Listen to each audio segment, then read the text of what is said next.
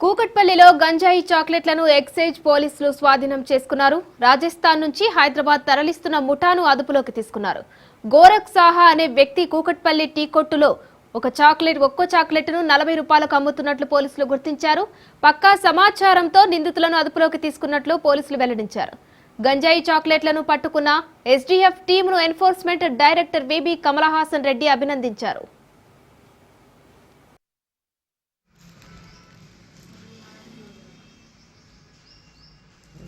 Packet మొత్తం ఎన్నున్నాయి అన్ని రాసుకుంటారు. కూకట్పల్లిలో గంజాయి చాక్లెట్లను ఎక్సైజ్ పోలీసులు స్వాధీనం చేసుకున్నారు. రాజస్థాన్ నుంచి హైదరాబాద్ తరలిస్తున్న ముఠాను అదుపులోకి తీసుకున్నారు. గోరఖ్ సాహా అనే వ్యక్తి కూకట్పల్లి టీ కొట్టులో ఒక్కో చాక్లెట్ను 40 రూపాయలకు అమ్ముతున్నట్లు పోలీసులు గుర్తించారు. పక్కా సమాచారంతో నిందితులను అదుపులోకి తీసుకున్నట్లు పోలీసులు వెల్లడించారు. గంజాయి చాక్లెట్లను పట్టుకున్న ఎస్డీఎఫ్ టీంను enforcement director VB Kamalahasan Reddy అభినందించారు.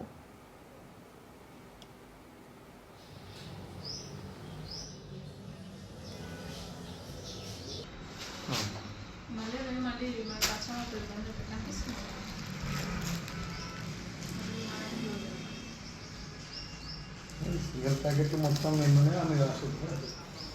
అంటే ఇది రాసి ఇంకా ఎక్కువ 12 ఉన్నాయి రాస్తారు.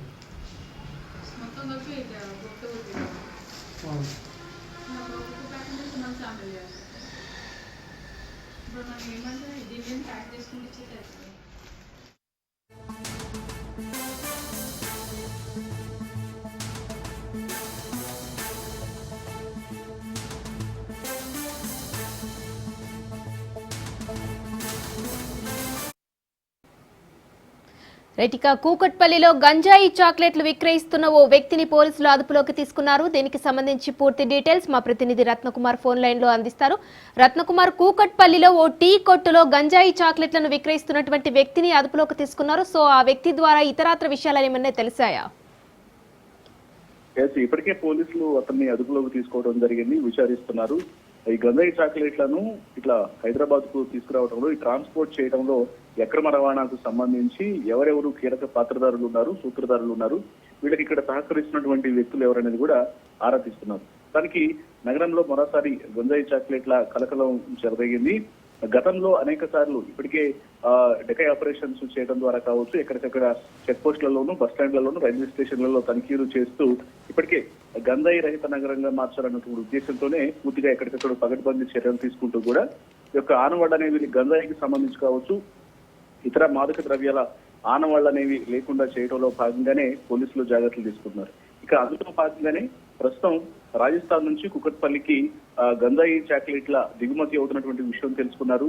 ఈ నేపథ్యంలోనే ఒకవైపున సికింద్రాబాద్ రైల్వే స్టేషన్ సమీపంలో రాజస్థాన్ నుంచి వస్తున్నటువంటి వ్యక్తిని రాజస్థాన్ నుంచి హైదరాబాద్ వచ్చి అక్కడ కుకట్పల్లిలో అక్రమంగా గంజాయి చాక్లెట్లను తీసుకొస్తున్నటువంటి ఉత్తరప్రదేశ్ కు చెందిన గోరఖ్ సహా అనే వ్యక్తిని ఎక్సైజ్ ఎన్ఫోర్స్మెంట్ టీంలు సికింద్రాబాద్ రైల్వే స్టేషన్ వద్ద పట్టుకున్నాయి.